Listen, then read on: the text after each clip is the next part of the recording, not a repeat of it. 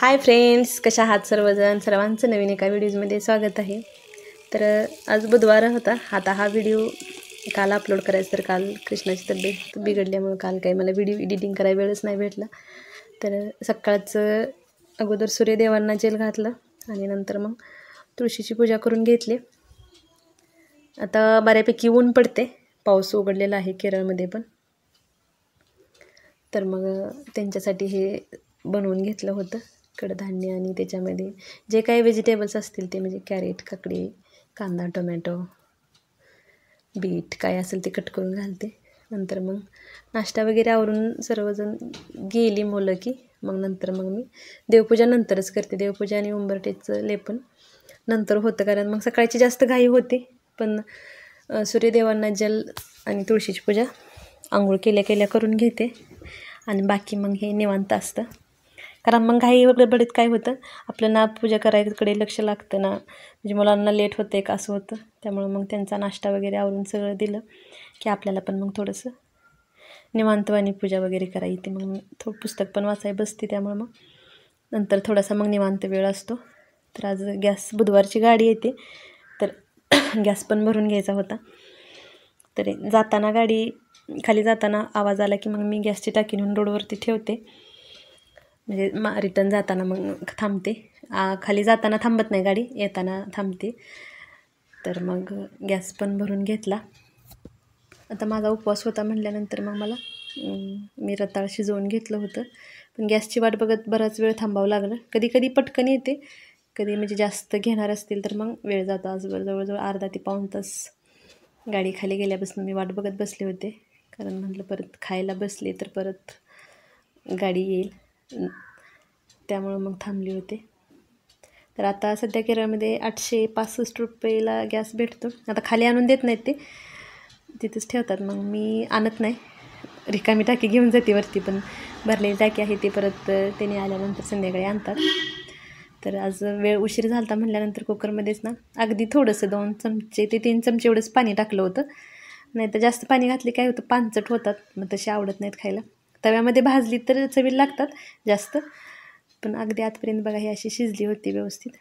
तर मग रताळ सोलून घेतलं. आज आता आमटी बनवलीच नव्हती, मला शक्यतो आमटीबरोबरच खायला आवडतं, पण लेट झालं तर एवढी भूक लागलेली ना, त्यामुळं मग मी दूध रताळ असंच खाऊन घेतलं.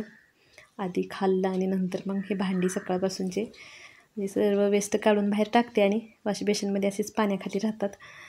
तर भांडी धुवून घेतली. भांडी बिन कपडे राहिली की लई काम राहिल्यागत असं होतं. तर मग ते आवरून घेतलं. आता थोडासा भाजीपाला आणलेला होता, तो पण निवडून ठेवायचा होता. आता इकडे जास्त काही भाज्या भेटत नाहीत, म्हणजे काही ज्यावेळी असेल फ्रेश त्यावेळी ते असतं. तर मग कोथिंबीर कशी नंतर जास्त वेळ राहिली तशीच तर मग सुकून जाते म्हटल्यानंतर म्हणलं अगोदर तो निवडून ठेवावा. आता ही बीन्स, त्याला काही इकडे पयर म्हणतात, पण ते एवढ्या मोठ्या मोठ्या आणि निबारच शेंगा आणल्या होत्या तशा. तर मग हे सर्व साहित्य काढलं आणि व्यवस्थित निवडून भरून ठेवलं की मग व्यवस्थित राहतं. तर आता एवढाच भाजीपाला, आता शेवग्याच्या शेंगा आहेत बाजूला ठेवलेल्या होत्या त्या, तर 370 रुपयेमध्ये एवढा भाजीपाला येतो, म्हणजे सर्व साहित्य महाग भेटते. आता त्यातले मी रताळ घेतलं होतं, आता एक तुकडा बाकी राहिलेला आहे तिथं, मी थोडंसं शिजवलं होतं. तर कोथिंबीर वगैरे निवडून ठेवली. आता पातळ भाजी करण्यासाठी फक्त शेवग्याची शेंगच होती आणि बटाटा, कांदा, टोमॅटो, आलं, लसूण हे म्हणजे आपलं रेग्युलर लागणार हे. आता लसूण गावाकडचा माझा आत्ता संपला, तर ह्यावेळी पहिल्यांदाच इथला लसूण आणला होता. आता हे घरात आज मला पीनट बटर बनवायचं होतं. बरेच दिवस झालं, म्हणजे गेल्या वेळी विकतचं आणलं होतं, मी म्हटलं मी घरातच बनवून देते. तर आता आज ते बनवायला घेतलं होतं. तर शेंगदाणे बारीक गॅसवरतीच खरपूस होईपर्यंत असे भाजून घेतले, आणि शेंगदाण्याची वरची टरफल काढायला लागते, त्यामुळे शेंगदाणे अगदी व्यवस्थित असे भाजून घ्यायचे. तर भाजून मग थोडेसे थंड करून घेतले, थंड करायला ठेवले, आणि नंतर मग मी पुसून घेतलं घर सगळं. आता मॉपनंच पुसते, म्हणजे कधीतरी असं बसून कापडानं पुसते, नाही तर रोजच्या रोज मग असं मॉपनंच पुसून घेते. पुसना की मग असं काहीतरी काम चुकल्यासारखं वाटतं. शक्यतो मग सकाळचं तरी उठल्या मुलं झोपली तोपर्यंत पुसते, नाहीतर मग दुपारी पुसते.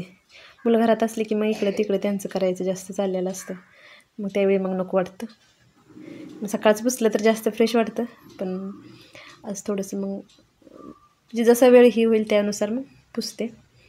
तर मग दुपारी तर कामं सगळी आवरून झालेली होती, कपडे वगैरे.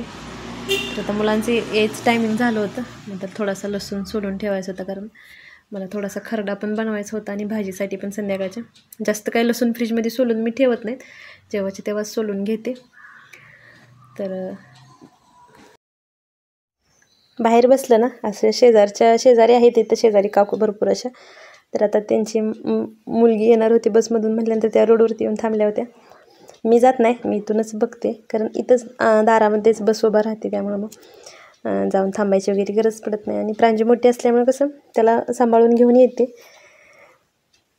तर मग त्यांच्यासोबत गप्पा मारत माझा लसूण पण सोलून घेतला.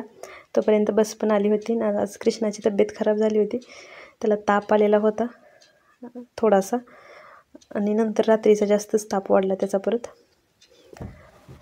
तर त्यामुळे तो रडतच होता जरा. मग त्याच्यासोबत थोडंसं केलं, मुलांचा नाश्ता वगैरे आवरून घेतला. आणि नंतर मग हे शेंगदाणा आहे त्याची टलफर काढून घेतली सगळी. आता मी हे एकच भांडं अगोदर बनवून घेतलं. आता म्हटलं त्यांनी आल्यानंतर विचारावं त्यांना, म्हणजे कशी कन्सिस्टन्सी पाहिजे, कारण थोडंसं पातळ बनव म्हणलं होतं, पण पातळ बनवायचं असेल तर मध जास्त घालावं लागते. डाएट करतात त्यामुळं मग हे असं काही ना काही चालूच असतं सारखं. तर थोडंसं मीठ आणि थोडंसं तूप आणि मध घालून हे असं बनवून घेतलं आणि हे असंच बाजूला ठेवलं. म्हणलं ते आल्यानंतर विचारून बाकीचं बनवायचं. तर मग परत मग मी स्वयंपाक बनवायला घेतला, कारण उपवास होता आणि भूक पण लागली होती.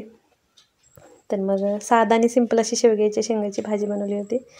तर थोडंसं जिरं खोबरं लसूण याचं वाटण केलेलं होतं ते घातलं आणि टोमॅटो घातला. आता डाळ घालणार नव्हती, कारण थोडीशी भाजी संध्याकाळपुरती बनवायची होती म्हणल्यानंतर थोडंसं शेंगदाण्याचं कूट घातलं तर चालतं. टोमॅटो घातलं आणि शेवग्याची शेंगा घालून घेतलं.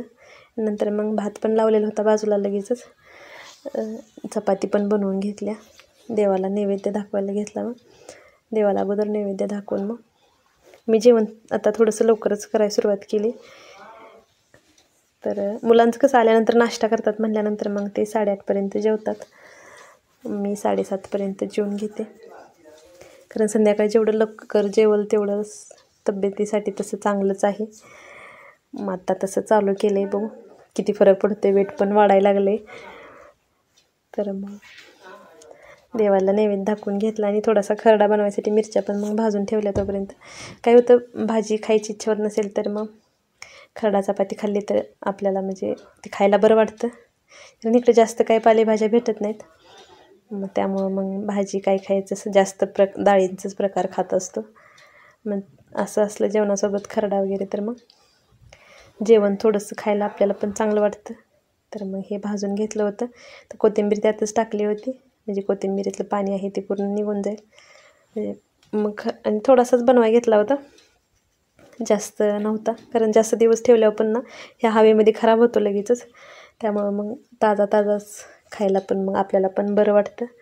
तर बाकी राहिलेलं मग मी पीनट बटर असं बनवून घेतलं. सोपीच रेसिपी आहे, जास्त काही म्हणजे वेळ पण अगदी असा जास्त काही लागत नाही आणि जास्त क्वांटिटीमध्ये बनतं आपण घरामध्ये बनवलं तर. आता बाहेरचं कसं विकतचं महाग पण पडतं आपल्याला, आणि तेवढी स्वच्छता घेऊन ते बनवलेलं पण नसतं. आता शेंगदाणं कोणत्या क्वालिटीचे कसे वापरतात आपल्याला माहीत नसतं. त्यामुळे मग मी म्हटलं मी घरामध्येच बनवून देते. तर भरपूर झालं होतं तेवढ्या शेंगदाण्यामध्ये. अगोदर विकत आणलेला डबा होता तो भरला होता, डबा थोडंसंच कमी भरला होता. तर थोडंसं तूप आणि मध थोडंसं मीठ टाकून हे असं बनवलं होतं. आता हे प्रोटीन शेकमध्ये टाकून पिलं तरी चालतं, किंवा असं जरी चपातीला लावून खाल्लं तरीही चालतं. तर हे असं मी आता हा डबा आहे तो म्हणजे 300 रुपयाला काहीतरी आणलेला होता अगोदर. 1 किलो आहे, 914 ग्रॅम काहीतरी पीनट बटर होतं त्यात. तर मी अर्धा किलो शेंगदाणे. चॅनलवरती जर नवीन असाल तर चॅनलला सबस्क्राईब नक्की करा.